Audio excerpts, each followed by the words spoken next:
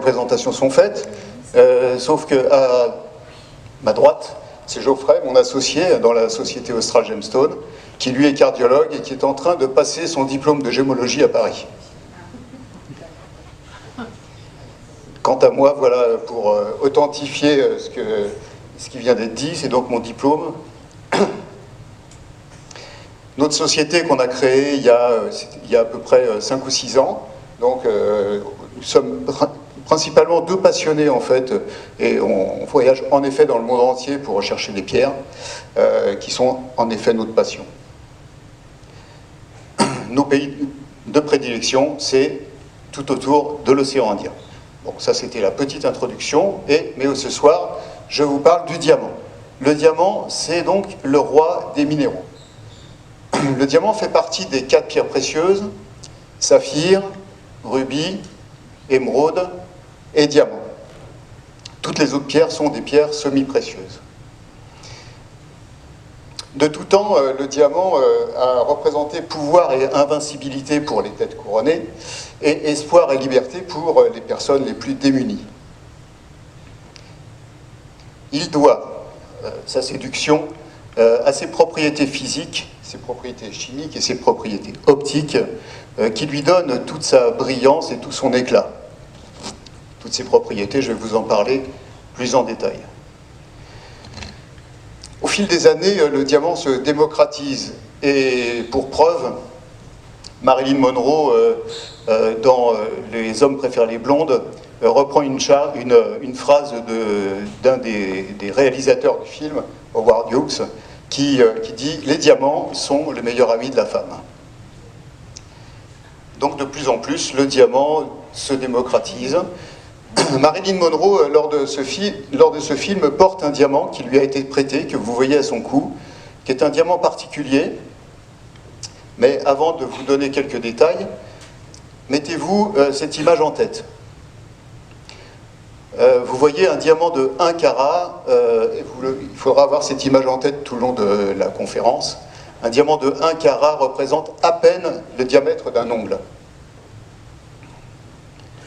Tout ça pour vous dire que le diamant que portait Marilyn Monroe à son cou, qui lui a été prêté, est un diamant jaune qui s'appelle la Luna de Baroda, qui est un diamant de 24 carats et qui est un diamant qui a été découvert dans les mines de Golconde en Inde au XIIIe siècle, qui est resté en Inde pendant très longtemps et qui a été porté finalement par Marie-Thérèse d'Autriche,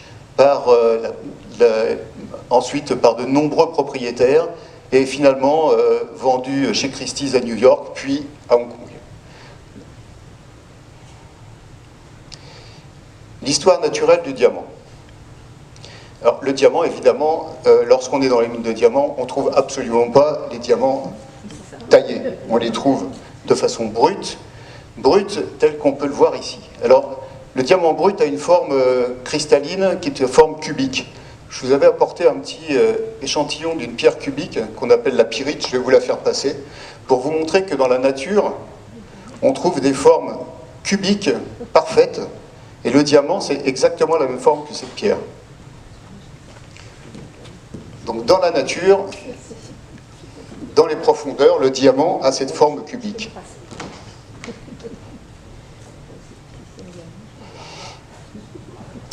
En 1947, une certaine France Géretti, qui était directrice chez De Beers, a trouvé un slogan publicitaire « Le diamant est éternel ». Ça a été repris par James Bond, « Les diamants sont éternels ». Mais il est probable en fait qu'il ne connaissait pas le fait qu'au XVIIe siècle, un physicien a tenté de faire brûler un diamant dans un courant d'air, avec une température de 500 degrés, et il y est arrivé, le diamant a disparu. Pourquoi? Tout simplement parce que le diamant, c'est du carbone pur, et que, avec une flamme de 500 degrés, de l'oxygène, ça donne du gaz carbonique, et donc le diamant a disparu. Donc attention à vos diamants, si ça tombe dans un feu de cheminée, il risque de s'abîmer définitivement. Le diamant brûle. À l'aube du 19e siècle, on sait donc que le diamant, c'est en fait du carbone pur. Des atomes de carbone qui s'attachent les uns aux autres. quelle est la différence entre le diamant brut et le charbon brut? Mais en fait, il n'y a aucune différence, c'est exactement la même composition chimique. Donc, on étudie un petit peu ces deux éléments et on se rend compte que le diamant, en fait, les atomes de carbone se lient entre eux par des liaisons chimiques extrêmement fortes, des liaisons covalentes qui donnent la dureté au diamant. Le charbon, par contre, ce sont des liaisons extrêmement faibles qui donnent une structure en feuillets, les uns sur les autres, et qui donnent la structure du charbon. Donc, même composition chimique pour les deux. Donc, qu'est-ce qui fait que le diamant est diamant et le charbon, charbon? Ben, en fait, tout simplement le fait que le diamant, c'est un morceau de charbon qui a supporté un stress particulier, que je vais vous expliquer, et de manière exceptionnelle.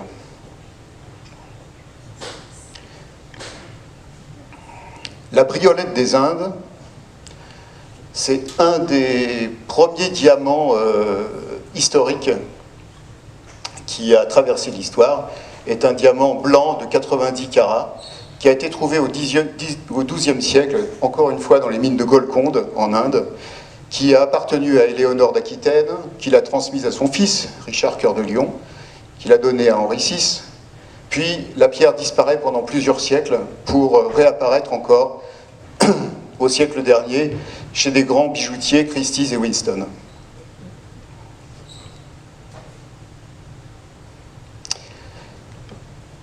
Le diamant, malgré la photo qui montre une espèce de montagne de diamants, en fait, le diamant est une rareté géologique en surface.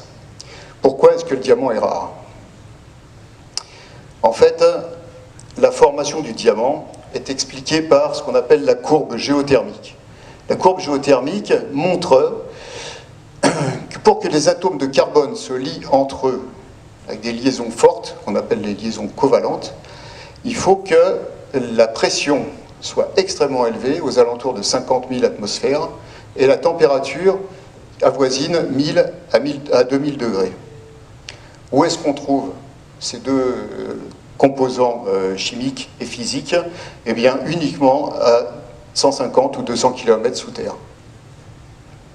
Donc, c'est là où se forment les diamants, à 200 km sous terre, selon ce gradient géothermique, température très élevée et pression extrêmement forte. Si la pression est plus faible, si la température est plus faible, c'est du charbon.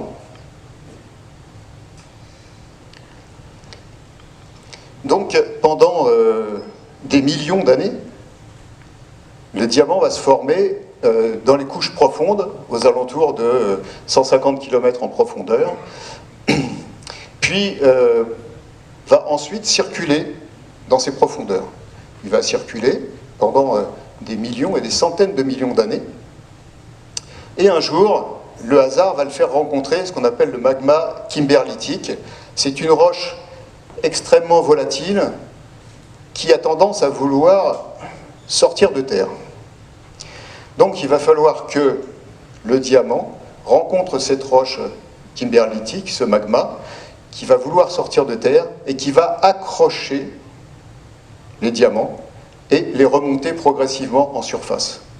Quand je dis progressivement, ce n'est pas si progressif que ça. Il faut que ce soit extrêmement rapide, de façon à ce que le diamant ne se disloque pas et ne redevienne pas charbon.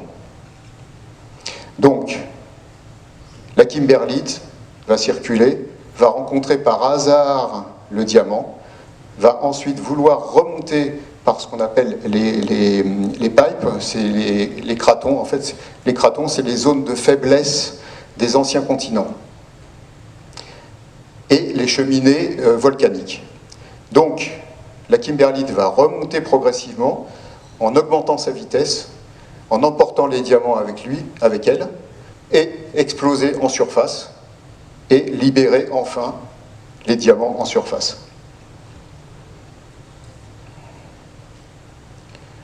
Voilà un petit aperçu de la rapidité à laquelle vont remonter les diamants, extrêmement rapidement en surface, avec une explosion en fin de parcours.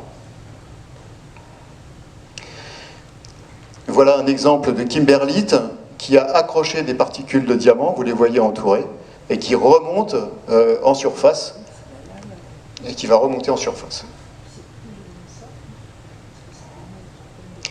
Donc au total, une formation lente en profondeur, à haute pression et haute température, présence indispensable de kimberlite, rencontre de cette kimberlite avec les diamants, remontée rapide, suffisamment rapide en surface, et puis enfin une prospection extrêmement longue et coûteuse, tout cela pour expliquer que le diamant, en fait, est rare en surface, malgré le fait qu'on en trouve beaucoup, évidemment, sur les marchés.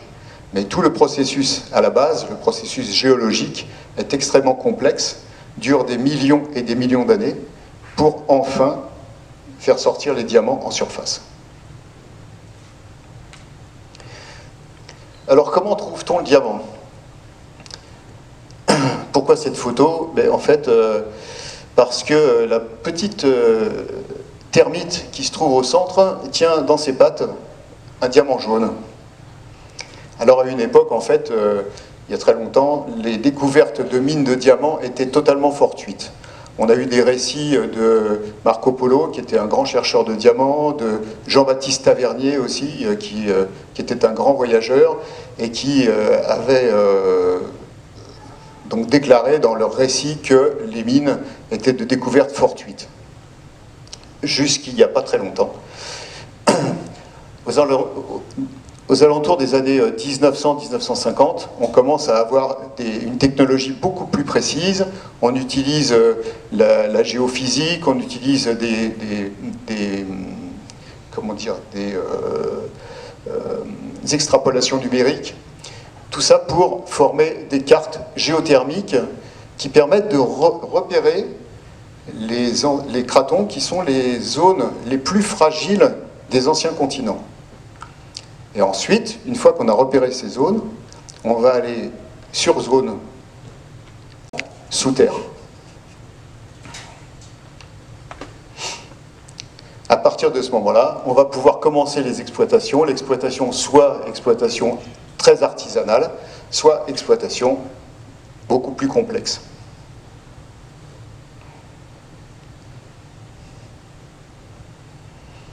Ces exploitations coûtent très cher.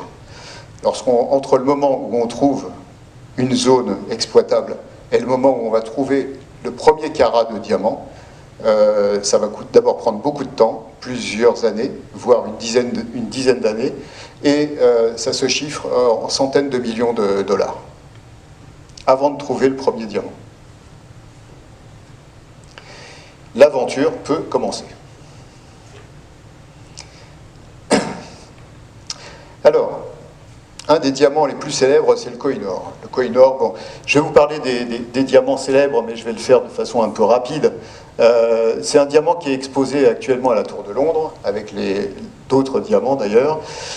Il a appartenu à différents maharajas en Inde.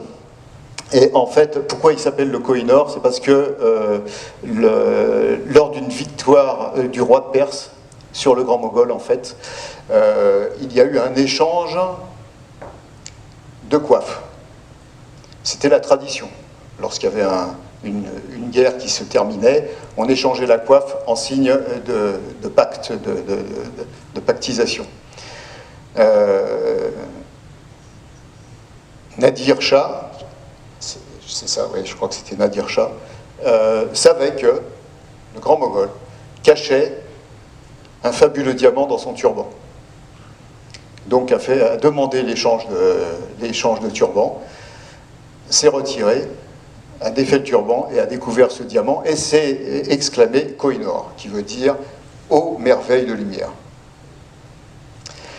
Ce diamant, en fait, a une très grande histoire en Inde, entre autres, jusqu'en 1845, où l'Angleterre s'empare de beaucoup de choses, et entre autres du trésor du Pendjab, avec le diamant qui aujourd'hui est exposé à la Tour de Londres. L'Inde essaye de récupérer depuis toujours ce diamant, mais l'Angleterre ne veut pas. L'histoire minière du diamant. En fait, la découverte du diamant tient essentiellement en Inde, sur les mines de Golconde.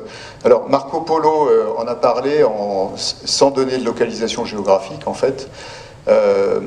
Marco Polo parlait d'une vallée au diamant, ainsi que Jean-Baptiste Tavernier qui est parti dans les mines de Golconde, qui a donné les plus beaux diamants les plus beaux diamants encore actuels. Donc voilà la fameuse vallée au diamant de Marco Polo, les ruines de Golconde. Et le deuxième pays qui a commencé à exploiter le diamant, c'est Bornéo. Donc les deux pays de base, c'est l'Inde et Bornéo. Bornéo, on y a trouvé pendant longtemps, c'était dès le XIIIe siècle, de très beaux diamants. Et puis en fait, les mines sont restées très artisanales, et aujourd'hui c'est quasiment éteint.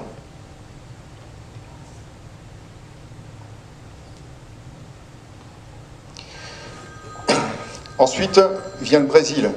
Donc, dans l'ordre chronologique, l'Inde, Bornéo, puis le Brésil. C'est dans les années 1700-1725 où on commence à trouver des diamants. Et très vite, on trouve des très grandes quantités de diamants au Brésil. On trouve, je crois, la première année avait donné 1 million de carats à peu près. Puis vient l'Afrique du Sud. Bon, on connaît tous l'Afrique du Sud comme producteur de diamants. C'est un petit peu le principal producteur actuellement, bien que. Et en fait, les diamants en Afrique du Sud ont été découverts tardivement. C'était découvert en 1866.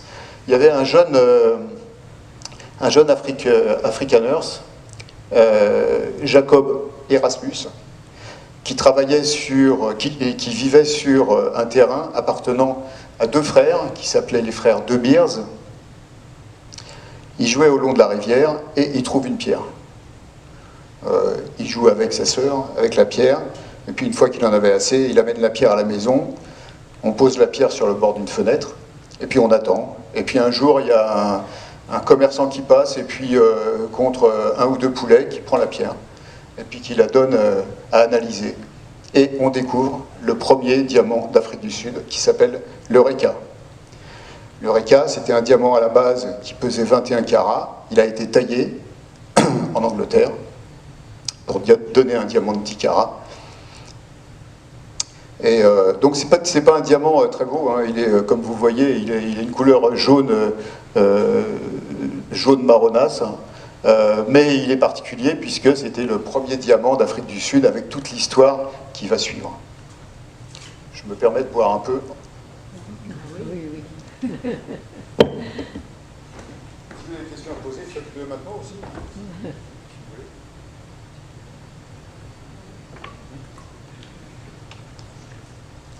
Elles sont dans quelle région en Inde, les mines de diamants? Quelle région? La région de Golconde. C'est où? Golconde, je pense que c'est autour de Jaipur. Ah. Il me semble. Mais elles sont épuisées maintenant. Elles sont épuisées.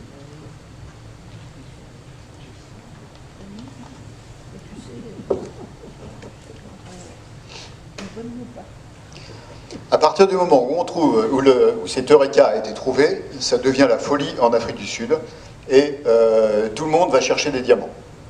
Donc il y a des tas de mines qui sont découvertes spontanément, et il y en a partout. Il y en a certaines qui sont bien particulières, la mine familiale du Touassement qui est devenue très grosse productrice de diamants, et puis la mine de Kimberley, le grand trou, hein, c'est un trou qui a été creusé aujourd'hui, qui fait, je crois, 800 mètres de diamètre, 3 à 400 mètres de profondeur. Toujours est-il qu'à l'époque, c'est véritablement une ruée vers le diamant, vers l'exploitation du diamant, vers la recherche du diamant. La mine de Kimberley, par exemple, celle qu'on a vue juste précédemment, elle est divisée en 610 parcelles de 100 mètres carrés chacune, et c'est l'anarchie totale. On creuse aussi vite qu'on peut, Donc il y en a qui creusent vite, d'autres moins vite, les parcelles s'écroulent les unes sur les autres. Il n'y a aucune loi qui régit les propriétés, c'est-à-dire que si un exploitant s'absente, son voisin prend sa place, et puis rien n'est régi à l'époque. Et sur les bords de ce trou, il y a deux personnes qui regardent, Rhodes et Barnett, qui sont deux exploitants miniers, mais qui disent tout ça, ça ne peut pas marcher comme ça, et qui arrivent à réunir tout le monde et à créer la société De Beers. Alors, De Beers, c'était simplement deux frères qui étaient propriétaires d'un terrain riche en diamants, en sous-sol diamantaire. Et les De Beers, en fait, ont été achetés à très faible prix par ces deux personnes, par Rhodes et Barnett, qui ont donné le nom des propriétaires. Mais les De Beers, finalement, n'avaient pas grand-chose, quoi. Donc voilà un petit peu l'aperçu de la façon dont cette grande excavation est exploitée de façon totalement anarchique.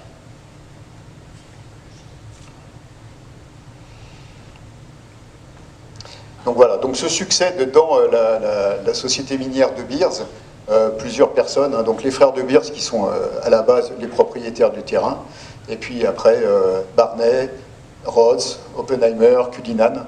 Cullinan en fait, qui a découvert en 1902 une mine particulière, puisque c'est la mine la plus riche et celle qui a donné le plus de diamants au monde.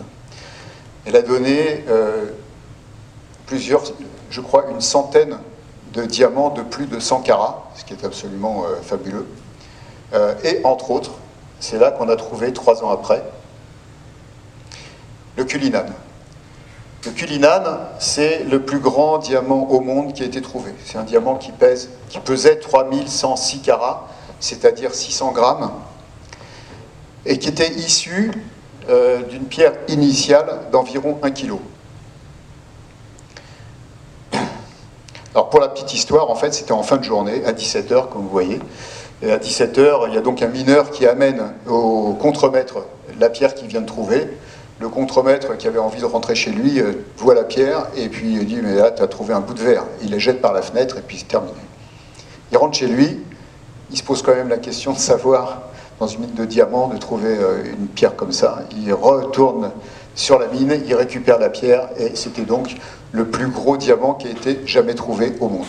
3106 carats. Donc je vous rappelle tout à l'heure qu'un diamant de 1 carat, c'est à peine un ongle.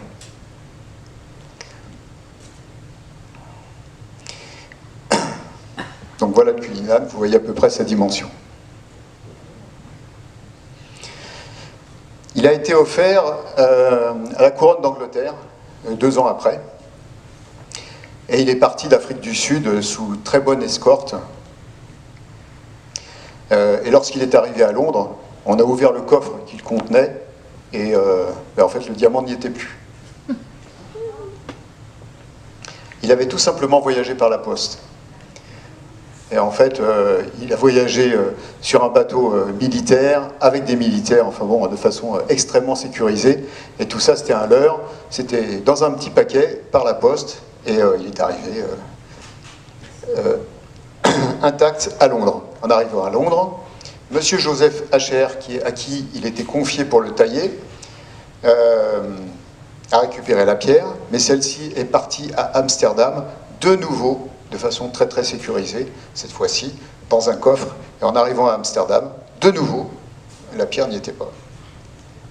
La pierre n'était pas dans le coffre, elle était tout simplement dans la poche de monsieur Acher, qui a voyagé en train et en calèche pour rentrer chez lui à Amsterdam, avec ce diamant fabuleux dans la poche. Qu'est-ce qu'on en a fait, ce diamant? Ben, en fait, 3. Sur le sceptre et sur la couronne. Sur le sceptre, la pierre fait 500 et quelques carats, et sur la couronne, 300 et quelques carats. La particularité de ces diamants, c'est un diamant qui est d'une pureté exceptionnelle, qui n'a aucune inclusion, qui a la plus belle couleur, sur une pierre d'une grosseur absolument incroyable. La mine dont je vous parlais, là où on a trouvé le Cullinan, donc la mine Cullinan, a produit des centaines de très grosses pierres célèbres. Le Saint-Honari, qui est une pierre qui fait 200 et quelques carats, le Golden Jubilee, un magnifique diamant jaune, dont est propriétaire le roi de Thaïlande, le Jonker, je mets toujours cette photo parce que je ne me rappelle jamais le nom, donc voilà, donc le Jonker, qui est un diamant de 125 carats. Alors vous voyez, le 726, c'est le poids que pesait la pierre brute lorsqu'on l'a trouvée. Une fois taillé, il ne pèse plus que 125 carats. C'est pour dire que entre la pierre brute et la pierre taillée, on perd de toute façon au minimum 50% de la pierre. Et là, beaucoup plus.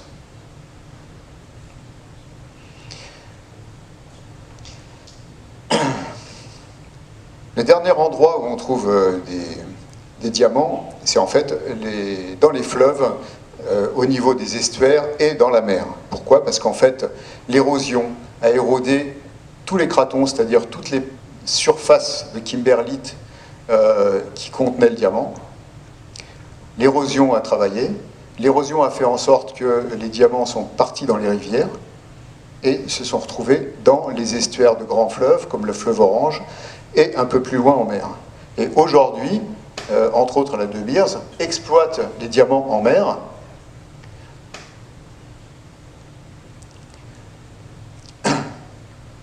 Et on trouve de très très beaux diamants très purs, donc en mer. Et là c'est le bateau de la De Beers, je ne me rappelle plus son nom. Et on trouve, je crois, à peu près 1 million de carats, plus d'1 million de carats tous les ans. Normalement, l'année prochaine, avec mon associé, avec Geoffrey, on doit théoriquement partir en Namibie. On a un ami qui exploite les diamants en mer. Et on doit, en théorie, plonger avec lui pour aller chercher les diamants.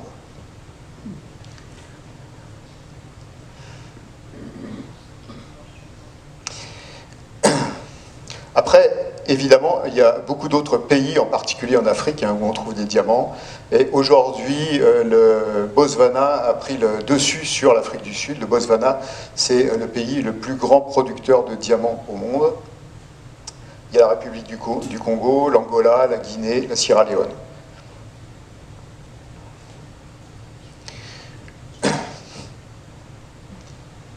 Récemment, en 2003, on a mis en place un processus qu'on appelle le processus de Kimberley, puisque, comme vous le savez, en fait, les diamants africains servaient à financer les guerres tribales, les guerres, même les guerres extérieures. Et en fait, le processus de Kimberley permet justement de certifier pour le commerce international tous les diamants bruts. C'est-à-dire que le diamant, lorsqu'il sort de la mine, est certifié, il est mis dans des coffres spéciaux, scellés, jusqu'à leur commercialisation, de façon à ce qu'il ne soit plus utilisé pour tous ces conflits guerriers et ces guerres, et conflits politiques. Autre pays dont on parle actuellement, c'est la Russie.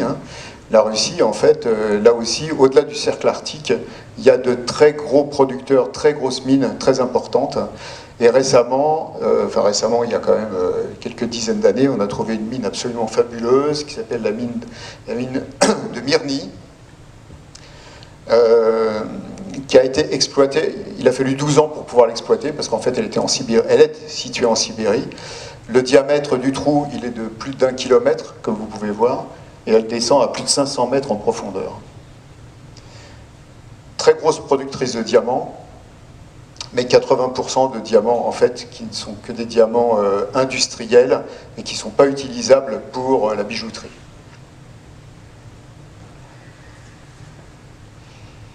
Dernier pays où on a trouvé énormément de diamants, c'est l'Australie. En Australie, il y a la mine d'Argyle qui a été trouvée en 1980, qui produisait 20 kilos de diamants par jour. Parce que vous imaginez un peu, c'est énorme. Cette mine d'Argyle aujourd'hui, elle n'est plus exploitée puisqu'elle n'est plus assez productrice. mais c'est elle qui a donné les plus grandes quantités de diamants, et surtout les diamants de couleur. Parce que le diamant n'est pas que blanc, je vous en parlerai tout à l'heure. Toujours est-il que cette mine d'argile donnait des diamants de couleur, des diamants bleus, des diamants roses, des diamants rouges.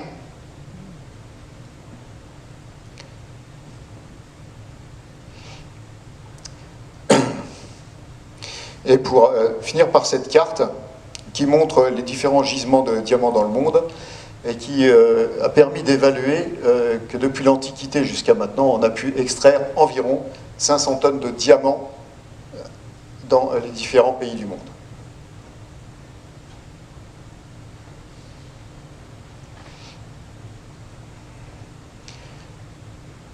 Le Sancy. Le Sancy, c'est un diamant qui, je crois, qui est évalué aujourd'hui. Alors, il est à la galerie Apollon au Louvre. Je crois qu'il est évalué à entre 100 et 200 millions d'euros. C'est un diamant, vous voyez, qui a été chargé d'histoire de façon absolument fabuleuse. Il a été récupéré initialement, puis perdu par Charles le Téméraire. Et c'est surtout, en fait, un Nicolas de Sancy, qui était intendant de Louis XIV, je crois, qu'il a cédé ensuite au cardinal de Mazarin, qui était un grand collectionneur de diamants. Et le cardinal de Mazarin a cédé ensuite sa collection de diamants à Louis XIV, pour des raisons assez obscures, en fait. Le cardinal de Mazarin avait une grosse fortune, et Louis XIV lui a autorisé à garder cette fortune et à la transmettre en héritage uniquement si Mazarin lui donnait sa collection de diamants. Ce qu'il a fait. Le diamant est volé en 1792, il disparaît pour réapparaître dans différents pays du monde.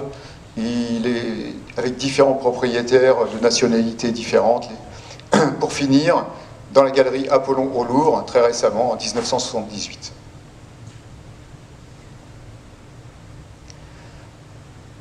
Alors, que deviennent les diamants bruts ?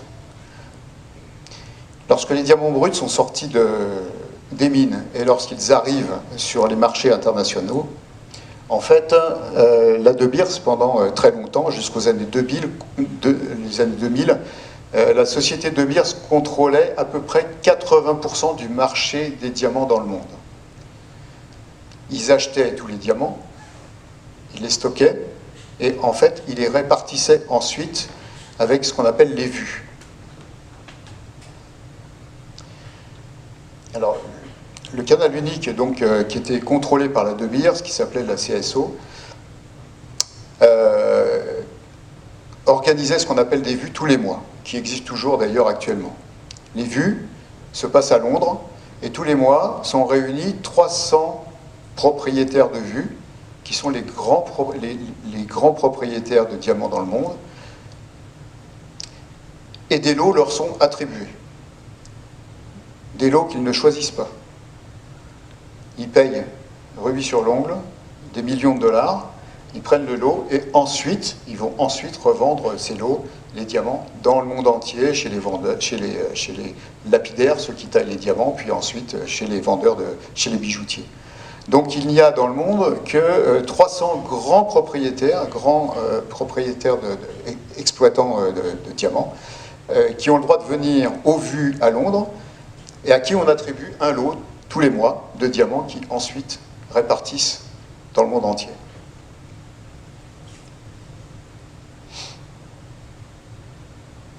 Les diamants d'investissement. Donc on parle tout le temps, très souvent maintenant, d'investissement au niveau du diamant, et c'est vrai que le diamant, rien n'est aussi petit et ne coûte aussi cher que le diamant. En plus, le cours du diamant n'est absolument pas influencé par les fluctuations monétaires, ni par les problèmes politiques. Donc le diamant, en fait, son cours est extrêmement régulé, extrêmement stable. Bon, en plus, c'est tout petit, il n'y a pas besoin d'entretien, ça se stocke facilement, ça se transporte facilement. Et surtout, le prix est régulé par ce qu'on appelle les tables de Rappaport. C'est-à-dire que c'est des tables qui sortent tous les mois et qui donnent, alors c'est un peu difficile de vous expliquer comment ça fonctionne, mais en fonction de la qualité du diamant, le prix est défini à la base, dans le monde entier.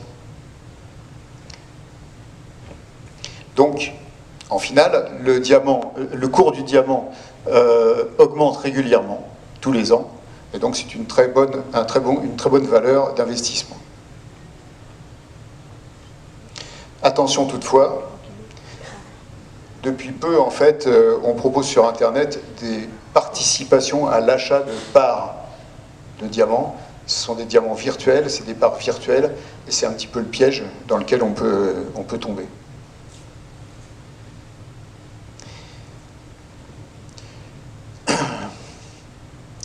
Le diamant, le Hope, c'est le diamant le plus redouté. Pourquoi? Parce qu'en fait, il est supposé porter malheur. Tous ses propriétaires sont morts, soit d'accidents, soit de maladies, soit ont fait faillite, soit ont eu des grosses perturbations familiales. Toujours est-il qu'il porte malheur. C'est un diamant de 45 carats, un diamant bleu, qui est stocké, qui est actuellement à Washington, qu'on peut voir à Washington. Et c'est c'est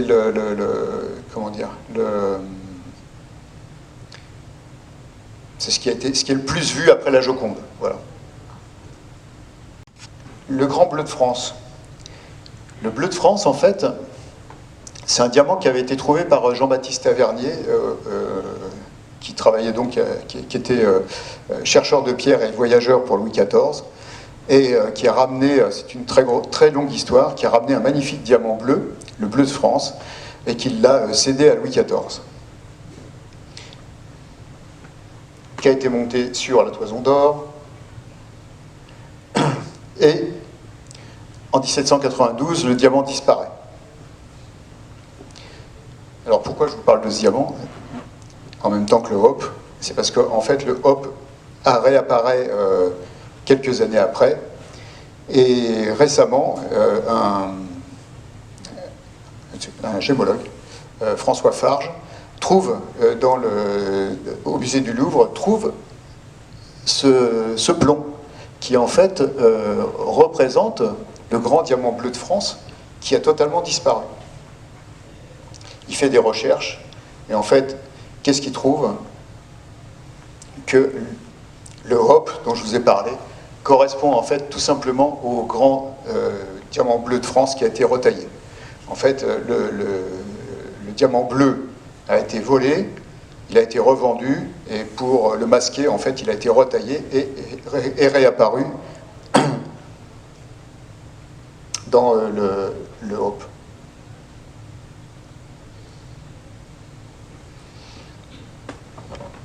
Alors, on parle souvent des diamants de synthèse. Il doit bien exister un truc pour synthétiser le diamant.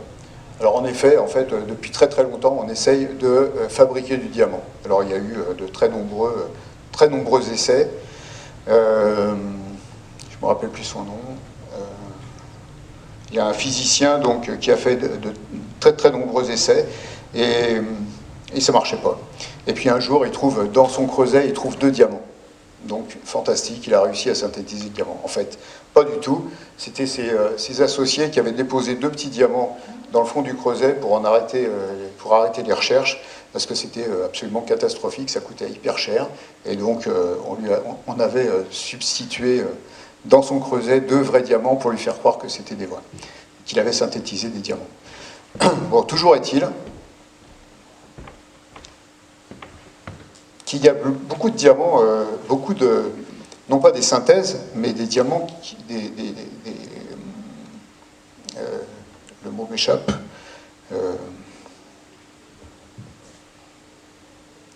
des pierres, des équivalences, des équivalences du diamant. Il y a la moissanite, qui est ce qui se rapproche le plus du diamant, le zirconium, le saphir, le quartz, qui sont des pierres qui peuvent tromper et se faire passer pour le diamant. Toujours est-il que on arrive dans les années 1970 en utilisant donc les hautes pressions et les hautes températures à synthétiser le diamant. Donc on fabrique maintenant des diamants qui sont des diamants de synthèse, c'est du vrai diamant avec du vrai carbone, qui n'ont de valeur que le fait que c'est du carbone synthétisé en diamant, mais le côté naturel n'y est plus, n'y est pas, quoi.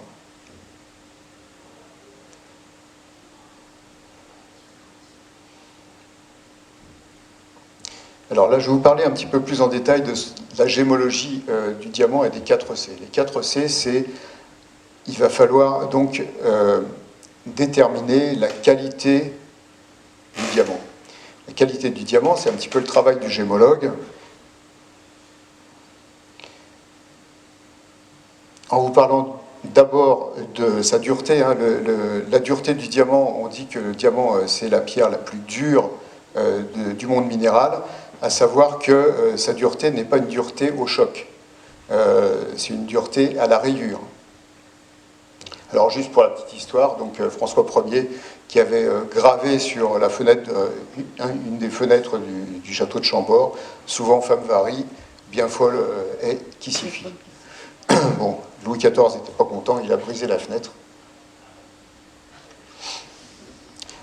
Pendant très longtemps, on a testé le diamant avec le test de l'enclume, c'est-à-dire qu'on mettait le diamant à la place de l'œuf, on tapait dessus, et si ça cassait, c'était un faux diamant, et si ça ne cassait pas, c'était un vrai.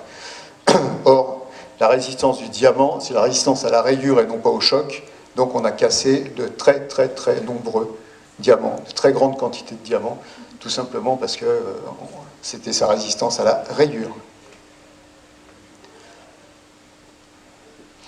Alors, comment choisir un diamant?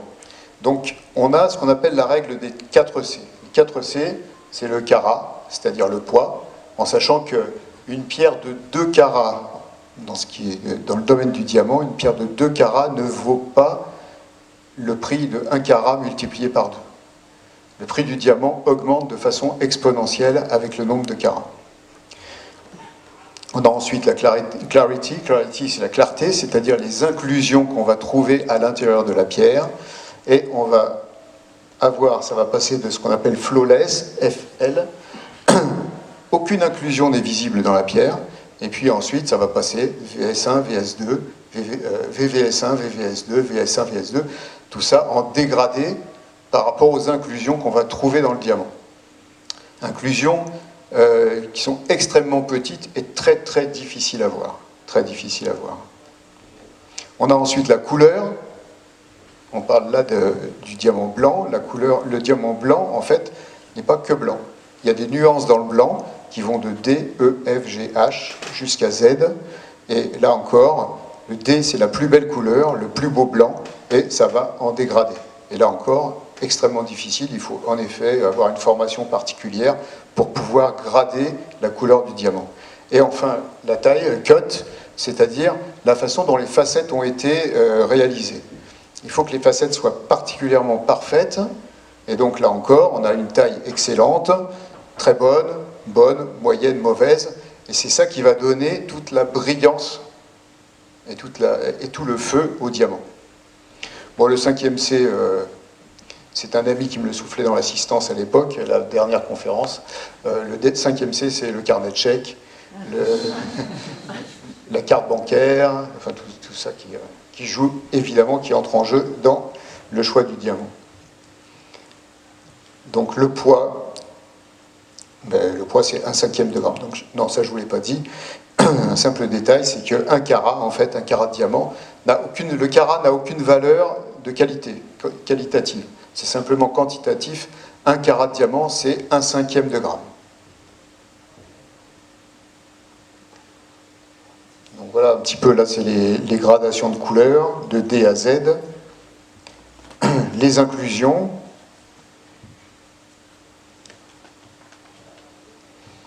Et les proportions par rapport à la façon dont la pierre a été taillée.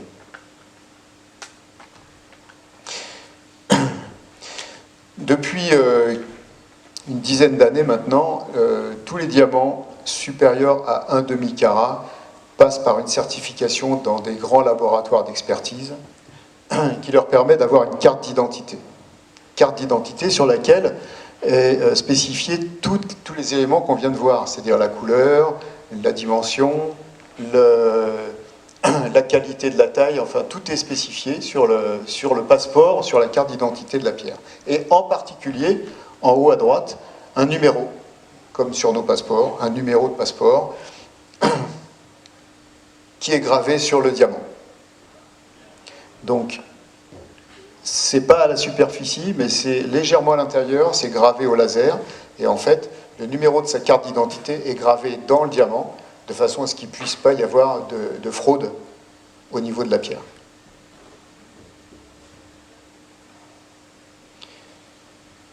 Le Régent, pierre absolument magnifique, là aussi découverte à Golconde, grande histoire, puisqu'il a été découvert, en fait il a été volé à Golconde par un esclave qu'il a cédé à Thomas Pitt contre sa liberté, gouverneur de Madras. Puis ensuite c'est passé de main en main, donc Philippe d'Orléans, Louis XIV, Louis XVI, volé encore une fois en 1792, et puis retrouvé plus tard, et puis c'est Napoléon qui le récupère, et aujourd'hui la pierre est au musée du Louvre, exposée au musée du Louvre.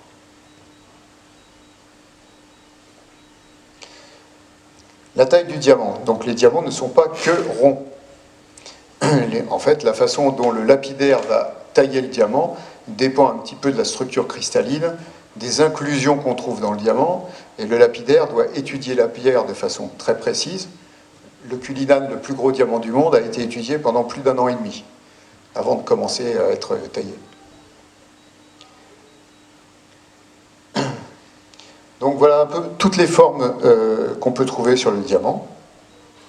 La plus fréquente, évidemment, c'est le rond, avec 57 facettes, et puis après, toutes les formes sont possibles. Pour tailler le diamant, en fait, il y a plusieurs phases. La première phase, c'est la phase d'observation. Donc, le lapidaire regarde, observe le diamant brut, regarde les inclusions, regarde la couleur, la répartition de la couleur, les inclusions, où est-ce qu'elles se trouvent. C'est la première phase. Puis ensuite, on marque le diamant. Alors là, maintenant, les marquages sont faits sur ordinateur de façon extrêmement précise, de façon à pouvoir déterminer, par rapport au diamant brut, comment est-ce qu'on va le tailler.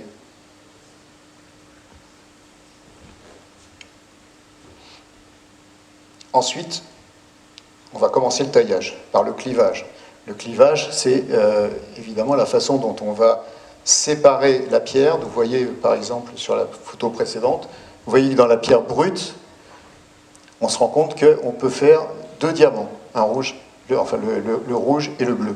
Donc il va falloir couper le diamant brut en 2. Ça s'appelle le clivage. Et puis ensuite, une fois qu'on a clivé la pierre, on va commencer à scier la pierre de façon à lui donner une première forme. On a ensuite l'ébrutage. Une fois que la première forme est donnée, on va améliorer encore et on va commencer à lui donner les premières facettes pour en arriver au facettage définitif et donner ainsi la pierre définitive. Donc là, j'avais dit oui que devenir lapidaire, c'est-à-dire pour pouvoir tailler un diamant, c'est 2 à 3 ans d'études, mais tailler un diamant, ça peut se faire rapidement, mais plusieurs années.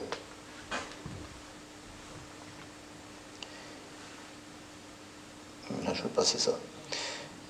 Juste un petit mot sur un diamant bien particulier de 88 carats, le chat gravé, puisque chaque propriétaire gravait son nom sur la pierre. Le dernier qui a eu son nom gravé dessus, en fait, n'en était pas propriétaire. Il a été obligé de donner le diamant contre sa vie. Et donc, la personne qui a récupéré le diamant lui avait promis de lui laisser la vie sauve. Il a pris le diamant et en fait, il l'a tué quand même. Et il a gravé son nom en remerciement sur la pierre. Donc le troisième nom, c'est malheureusement une personne qui n'en était pas propriétaire. La couleur du diamant et les diamants de couleur. Donc tous les diamants ne sont pas blancs. Pourquoi? Parce qu'en fait, dans la structure de carbone, il va se passer différentes choses. Ou bien, il va y avoir une addition d'éléments chimiques, le bore, des éléments du bore, je ne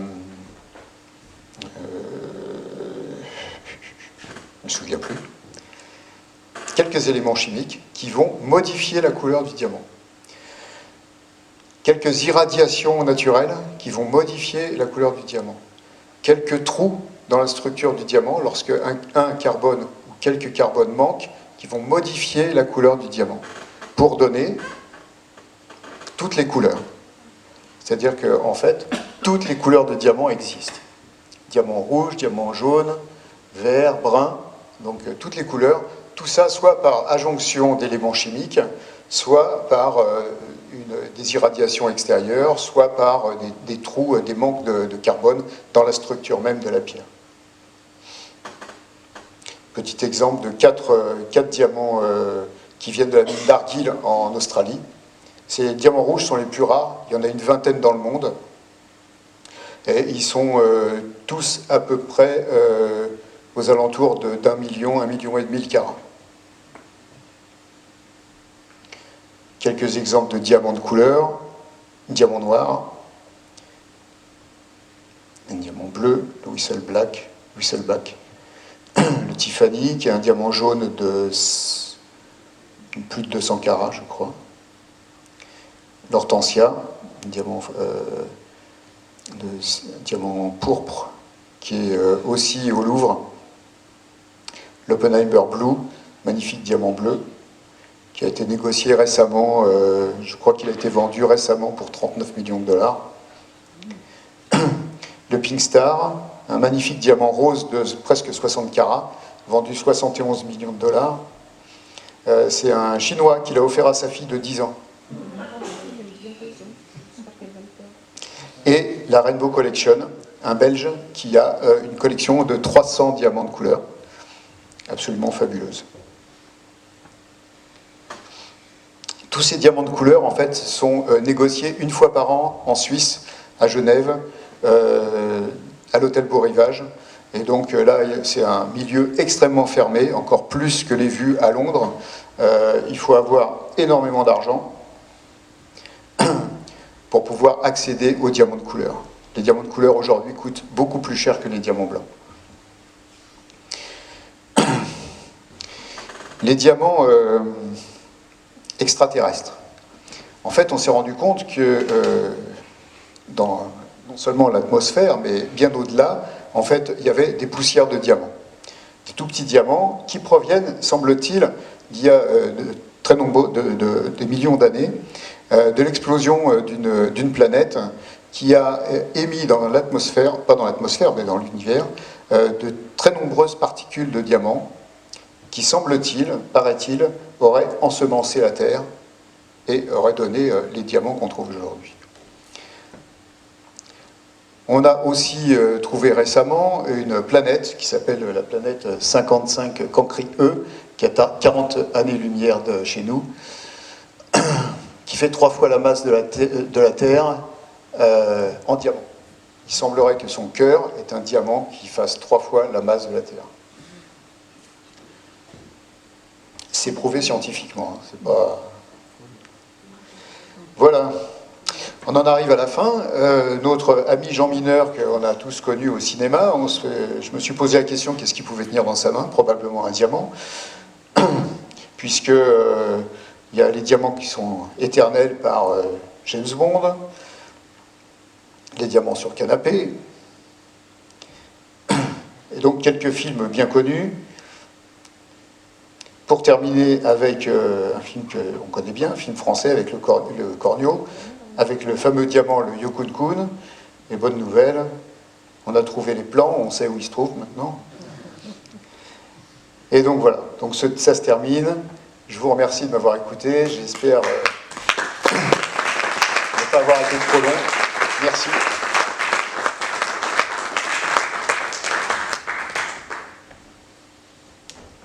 Bien. Si vous avez des questions. Et voilà, j'attends vos remarques, vos réflexions, vos questions. Je vous passe le micro. Moi, je voulais savoir, à la réunion, on est sûr qu'il n'y en a pas? Il y en aura dans quelques millions d'années. D'accord.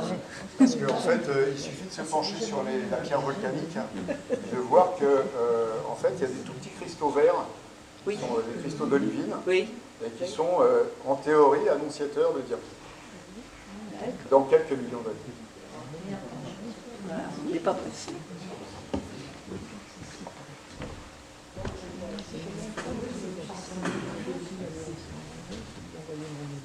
Bonsoir.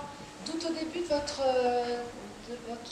présentation, vous parliez de diamants de bijouterie et de diamants de professionnels ou de industriels. Oui, diamant. C'est quoi l'autre Le critère.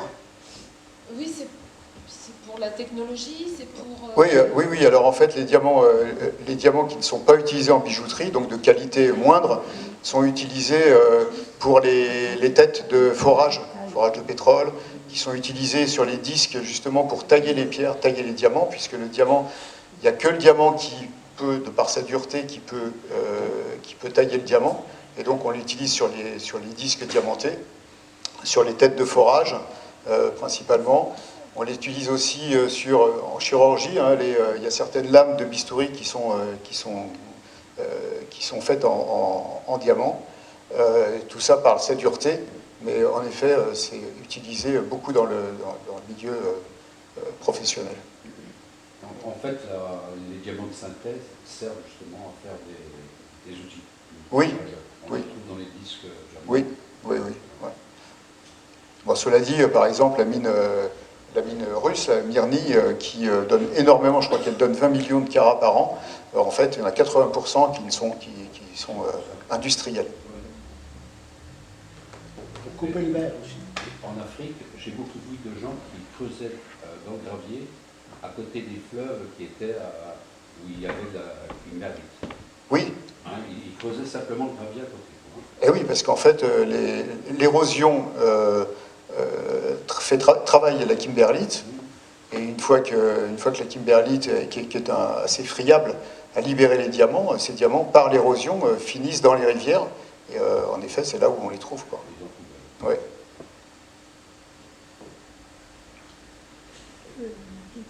Oui, bonsoir. Moi, j'ai plutôt une question sur la kimberlite. Ça fait partie de la lave? Ça sort en même temps que la lave? Non. C'est sous quelle forme? C'est une sorte C'est une roche. C'est une roche. Oui. C'est une roche extrêmement poreuse et très volatile. Donc c'est pas de la lave. C'est une roche qui circule. En fait, comme le diamant circule dans les couches profondes. La kimberlite aussi. Et c'est une roche très volatile. Mais c'est une roche. Oui, mais pour qu'elle sorte, vous avez parlé d'explosion et tout, c'est en même temps que... Non, alors oui, en fait, la kimberlite, étant volatile, cherche les endroits faibles pour pouvoir sortir. Les endroits faibles, c'est en effet les cheminées volcaniques, d'une part, mais aussi ce qu'on appelle les pipes. Les pipes, c'est les zones de faiblesse des anciens continents. Il y a des zones de faiblesse qu'on appelle les cratons, et sur les cratons, en fait, la kimberlite creuse ces pipes, des canaux, en fait, pour pouvoir arriver en surface. Mais c'est pas du magma, c'est pas la même chose. Le magma, lors des éruptions volcaniques, ne ramène pas de diamant, quoi. Non.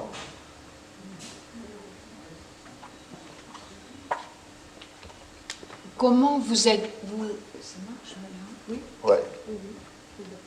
Une curiosité, comment ça vous est venu, cette passion? J'avais, je crois, 17 ou 18 ans. La passion des pierres? Oui. J'avais 17 ou 18 ans et j'étais parti en voyage au Sri Lanka, qui est un pays extrêmement riche en sous-sol minéral. On trouve énormément de pierres au Sri Lanka. Et j'étais un simple voyageur, jeune étudiant à peine, et je suis tombé malade. J'ai attrapé une méningite. Et j'ai été recueilli par un exploitant, un propriétaire de mine de saphir. Et pendant 3-4 jours, j'étais alité et je ne pouvais pas bouger. Et la seule activité que j'avais, c'était en fin de journée, ce propriétaire m'amenait toute la production de saphir de sa mine et toutes les pierres qui avaient été taillées par ces lapidaires. Et donc pendant quelques jours, c'était ma seule activité. Il est probable que ça m'est resté. Et puis j'avais des parents aussi qui m'ont fait aimer les belles choses. Mais c'est surtout ce voyage et cette maladie qui m'a fait me tomber dans cette passion, quoi. Merci.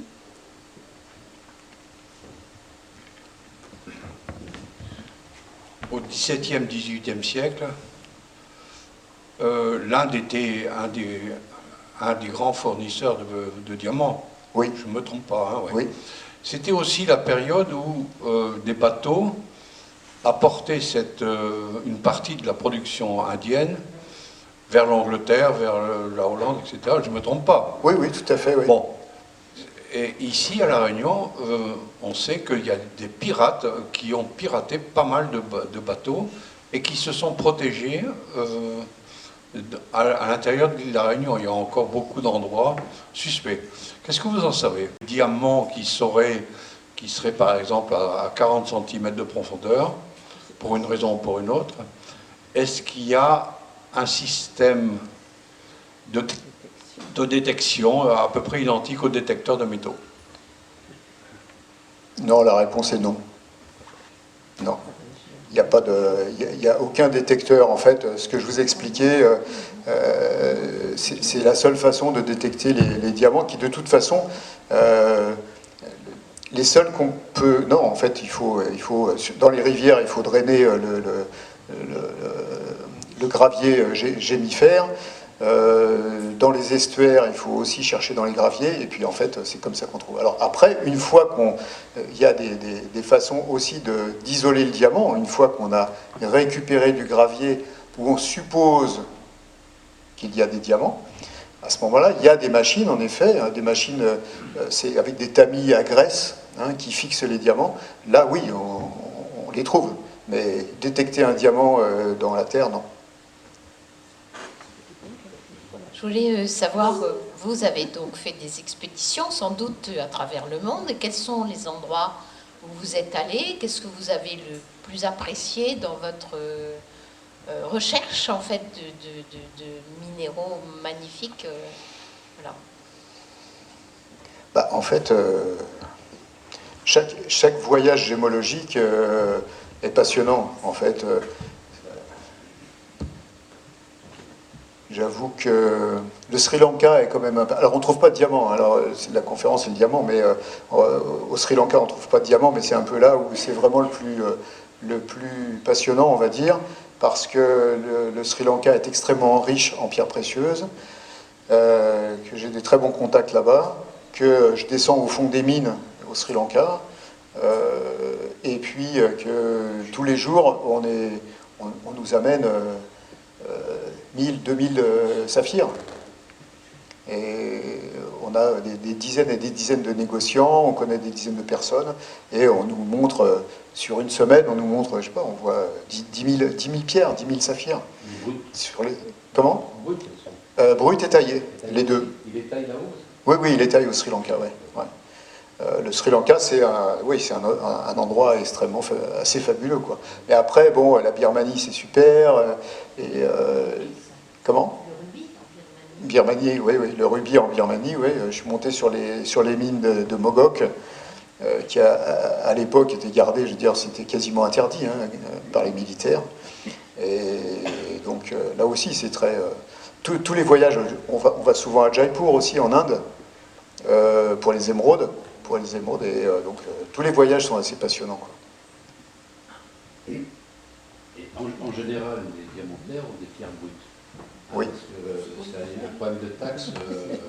Oui. Lorsqu'ils les ramènent en France, ils ne payent pas de taxes, en fait. Oui, alors c'est vrai que par rapport aux taxes, le diamant, une fois taillé, en effet, c'est la phase finale. Je peux en parler. C'est la phase finale. Alors que le diamant brut, en fait, oui, comment dire, c'est une matière première, voilà, une matière première qui, en effet, les taxes sont moins importantes. Ici, à La Réunion, c'est pareil. Hein. Les taxes, les produits finis, entre autres, sur les pierres, elles sont extrêmement élevées, alors que si c'était pas taillé, mais malheureusement, il n'y a pas de lapidaire ici, pas encore, les taxes seraient beaucoup moins élevées. Oui.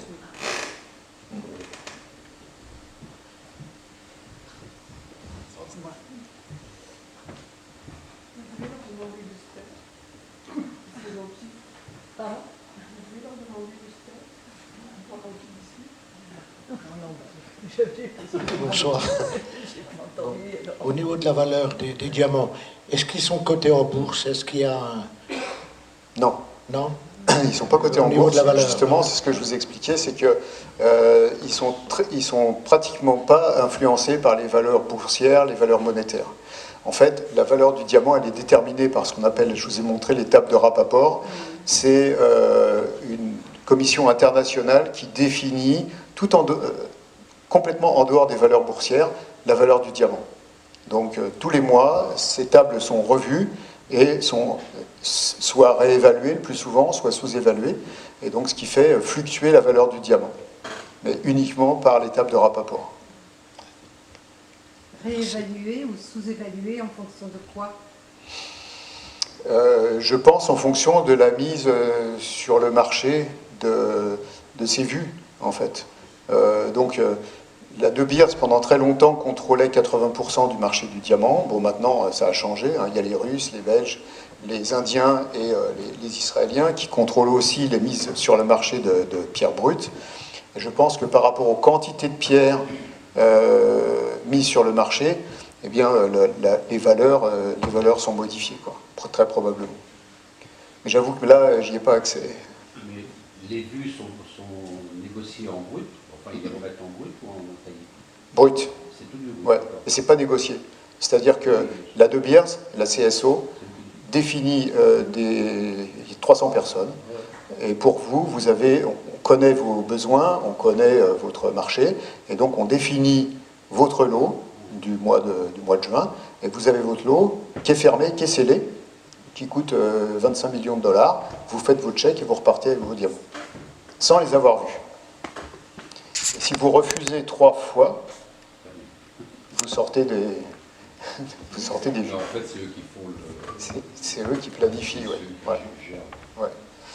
Alors par rapport à la valeur, sous-évaluer c'est rare, et surévaluer, en fait, on se rend compte que si c'est planifié sur une dizaine d'années, on se rend compte que la valeur du diamant augmente en moyenne de 8% tous les ans. Alors ça peut baisser de 20% l'année prochaine, mais ça augmentera de 30% l'année suivante. Donc planifié sur 10 ans, c'est à peu près 8%, quoi. C'est mieux que le livret de caisse d'épargne. Ça fait une vingtaine d'années, il y a eu une escroquerie aussi sur le diamant qui était vendu comme pièce d'investissement. Oui. Et les gens mettaient ça dans leur coffre, et à la sortie, ils perdaient de l'argent. Oui, alors, il est vrai, mais bon, c'est un petit peu comme tous les investissements. On me pose souvent la question, on achète un diamant, 1000, on le garde pendant 5 ans, et puis on veut le revendre. Alors la première question, c'est à qui le revendre? C'est le premier problème. C'est vrai que si on va le revendre dans une bijouterie, il y a peu de chances qu'on puisse le revendre à un prix avec une plus-value. Donc en fait, il faut pouvoir le revendre dans un milieu de diamantaire qui va évaluer la pierre par rapport au Rapaport. Ça, c'est le plus difficile. Et c'est vrai qu'il y a beaucoup de personnes qui ont acheté des diamants, et puis au moment de les revendre, ils ne savent pas où les revendre et ils vont perdre de l'argent. Mais il faut avoir en effet une porte de sortie. Ça, c'est... La porte de sortie, elle est aisée à avoir. Par exemple, vous achetez, si demain vous vendez, à part vous vendre à des personnes amateurs, mais si vous voulez en faire de l'argent, est-ce que demain vous pouvez revendre votre collection? Oui, mais il y a des conditions bien particulières. C'est-à-dire que si je vous vends un diamant d'investissement, on va établir un contrat, d'une part, qui ne vous certifie pas une plus-value, premièrement. C'est comme l'immobilier, hein. Vous achetez un appartement, vous le vendez dans 5 ans, c'est pas sûr que vous en fassiez une plus-value, premièrement. Et deuxièmement, un délai suffisamment long entre le jour de l'achat et le jour de la revente. C'est-à-dire que si vous nous achetez un diamant, dans le contrat, il faut un délai de 5 ans minimum. Pourquoi? Parce qu'aujourd'hui, vous l'achetez 1000, et comme je vous disais, l'année prochaine, peut-être qu'il aura baissé de 20%. Ce qui fait que quand vous allez venir me le revendre l'année prochaine, en effet, vous perdrez de l'argent. Mais donc, un minimum de 5 ans qui fait que, s'il y a une baisse, il y aura une réévaluation l'année d'après, et au total, 5 ans après, il y aura une plus-value. Ça, c'est la deuxième condition. Et la troisième condition, c'est que entre le moment où vous me reconfiez le diamant pour le vendre, il y a un délai de revente d'1 an, de façon à ce que moi je puisse reprendre les contacts dans les bons réseaux pour pouvoir vous donner le bon prix, quoi. Ah oui, parce que vous revendez du diamant. Les gens peuvent vous déposer des diamants et vous faites la... Je peux les revendre, oui. Bon, c'est rare, hein. C'est pas notre passion, hein. Mais disons que ça peut se faire. On l'a fait quelques fois, mais on n'est pas dans l'investissement des pierres. On est plus dans la passion. Donc, et puis il y a une autre chose aussi, c'est que lorsque vous allez acheter un diamant, lorsque monsieur va acheter un diamant d'investissement, le mettre dans le coffre, c'est rare. Le diamant va être monté par un bijoutier joaillier. On en a un ici, Paul, qui travaille à Saint-Pierre.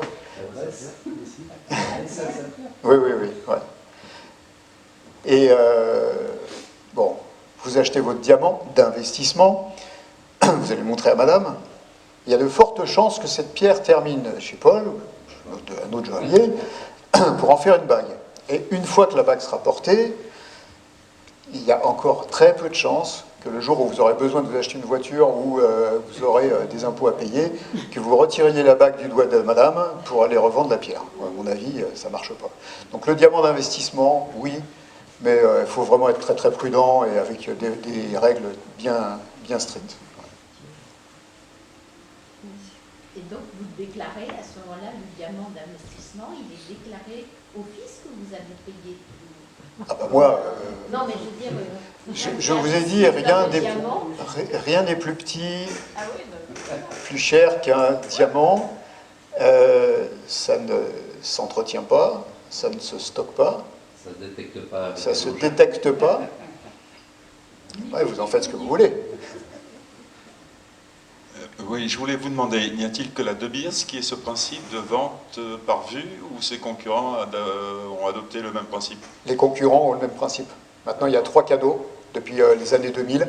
Il y a un canal belge, il y a un canal belge et israélien, il y a un canal russe et il y a un canal indien.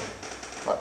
Et donc maintenant, la De Beers, ce qui avait 80% du marché, se retrouve maintenant avec à peine 40%. Entre un diamant naturel et un diamant de synthèse, en fait, il n'y a pas de différence, quoi, à part que c'est affectif. Chimiquement, il n'y a pas de différence, c'est du carbone pur. C'est simplement la façon dont ça a été créé. C'est-à-dire, il y en a un, c'est la nature qui l'a créé pendant des millions d'années. Et puis l'autre, c'est une machine qu'il a créée en 1 ou 2 jours. Donc on peut se poser la question du côté d'un point de vue écologique, parce que vous avez vu les trous qu'on fait pour trouver des diamants. Maintenant, oui, c'est vrai qu'écologique. Et donc on peut aussi se poser la question de savoir si finalement le diamant de synthèse, c'est pas quelque chose qui n'est pas vraiment écologique, quoi. Est-ce que vous voyez la différence? Non. Il faut des machines extrêmement précises.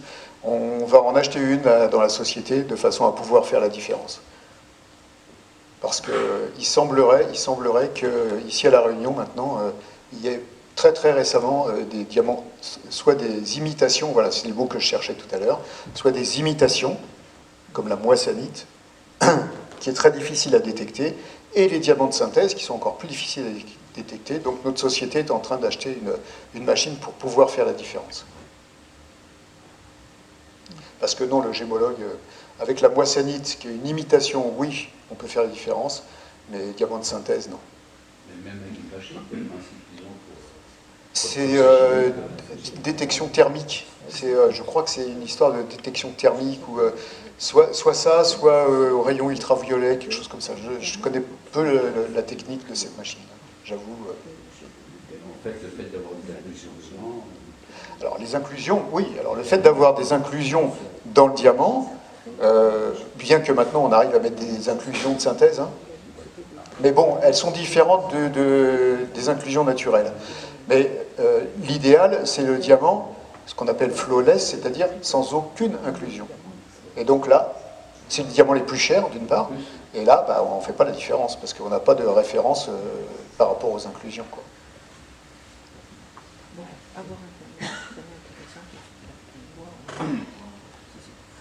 En tant que médecin, comme moi aussi d'ailleurs, vous avez peut-être rencontré des malades qui portent dans leur poche des pierres précieuses. Vous en avez rencontré, moi j'en ai rencontré quelques-uns, et c'est vraiment des pierres précieuses. Hein. Ça ne les protège pas des maladies, ça c'est une autre question. Mais ils y croient. Et d'où est-ce qu'elle vient, cette croyance? Ah ben cette croyance, elle vient de très loin. Hein. Je dirais même pas de l'Antiquité, mais de la préhistoire. Hein. À la base, on a toujours donné, c'est pas uniquement pour les pierres, pour beaucoup de choses, on a toujours voulu donner une explication irrationnelle à beaucoup de choses. Et les pierres, encore plus, quoi. Les pierres, on leur a attribué des vertus. Quand on me pose la question, moi je dis que les pierres, c'est comme tout dans la nature. Ça émet de l'énergie, obligatoirement. Cette énergie, en fait, elle n'est pas destinée à soigner la vésicule biliaire ou le mal de tête. Cette énergie, en fait, c'est la personne qui, en face de la pierre, va se sentir attirée par telle ou telle pierre. Une fois qu'elle aura la pierre, elle va utiliser l'énergie pour ce dont elle a besoin. Ça, oui. C'est comme ça que je vois les choses. Maintenant, par rapport aux patients qui portent des pierres sur eux, pour l'anecdote, non seulement j'en ai vu qui portaient des pierres sur eux, mais moi-même j'ai posé des pierres précieuses à l'intérieur du corps des patients. Comment? Non? Non, non. Tu as l'explication ou pas en tant que chirurgien? Non? Non, j'ai pas d'explication. Bon. Mais... Moi, je suis chirurgien orthopédiste, donc la chirurgie osseuse. Une pierre dans un fémur ou... Oui, très souvent. Au moins, j'ai mis à peu près 500 saphirs, en effet, dans le corps de mes patients. Un par un. Pourquoi? Bien sûr, c'est autorisé. C'est même commercialisé, oui, bien sûr. Pourquoi? Je vous donne l'explication quand même. Dans les prothèses de hanche, l'articulation est faite par une boule, comme nous sur nos fémurs, hein, qu'on remplace.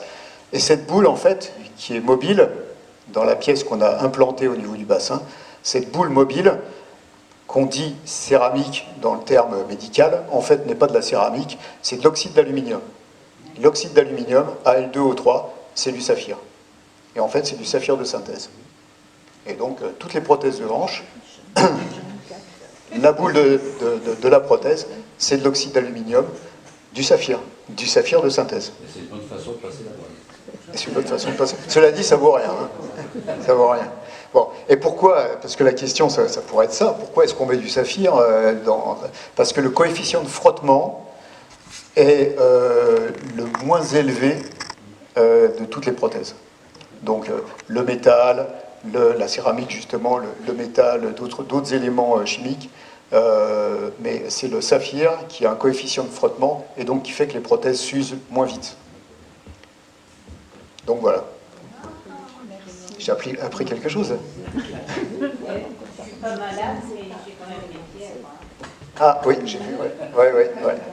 Non, mais les pierres, vous les... Enfin, je ne sais pas comment vous les sentez, mais moi je suis persuadé qu'on est attiré par une pierre et qu'on la porte parce qu'on suppose, parce qu'on sent l'énergie de la pierre. Ça se développe beaucoup. Oui, ça se développe beaucoup, oui. La lithothérapie, oui, bien sûr. Tout à l'heure, on parlait du Sri Lanka. Oui. Si vraiment il y a beaucoup de diamants dans ce pays. C'est un pays qui devrait être riche. Alors, il n'y a pas de diamants au Sri Lanka, il n'y a que des pierres, que des saphirs et rubis. Ah bon? Donc, mais cela dit, oui, c'est un pays très riche, mais c'est comme partout, hein, je veux dire, l'Afrique du Sud, où, de toute façon, les richesses, en particulier les richesses minières, ne sont pas distribuées aux nécessiteux, hein, nulle part. Et donc, le Sri Lanka, oui, est un pays extrêmement riche en sous-sol minéral, mais après,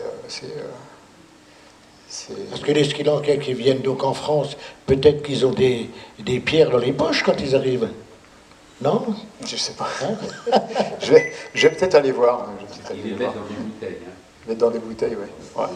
Non, je pense pas. Malheureusement, je pense pas que ces personnes aient des saphirs. Hein? Non, mais je l'ai.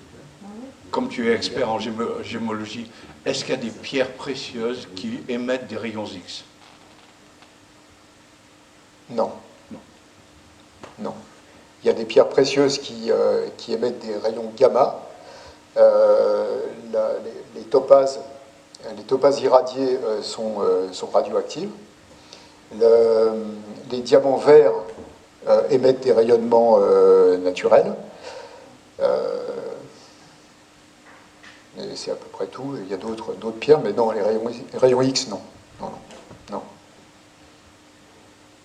Oui, je voudrais poser une question, moi, sur justement ce que vous expliquez là, de ces rassemblements, ces vues, je crois que c'est ça le terme, les vues là dont vous parlez. Les villes?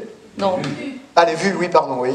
Voilà. Donc, je ne comprends pas très bien comment ça se passe. Bon, il y a des répartitions, effectivement, chez des gens qui vont ensuite redistribuer, mais le marché semble... Moi, je suis béotienne là-dedans. Hein. Donc, le marché semble fermé quand même. Et toute cette profusion de diamants, qu'est-ce qu'elle devient? Est-ce qu'il y a des États qui thésaurisent, comme on peut le faire avec l'or? Qu'est-ce que c'est que ce marché de l'art? Comment ça s'est décliné ensuite à partir de ces grands rassemblements? Si on parle d'avant 2000, parce que sinon, après 2000, il y a tous les autres pays, la Russie, l'Inde, la Belgique qui interviennent. Mais avant... C'était donc la De Beers qui rachetait au niveau mondial tous les diamants et qui les stockait. Comme je vous ai expliqué, la formation des diamants, elle est extrêmement difficile et compliquée, et en fait le diamant est rare. Mais une fois qu'il est en surface, et lorsqu'on regarde en effet le marché du diamant, en fait il est énorme.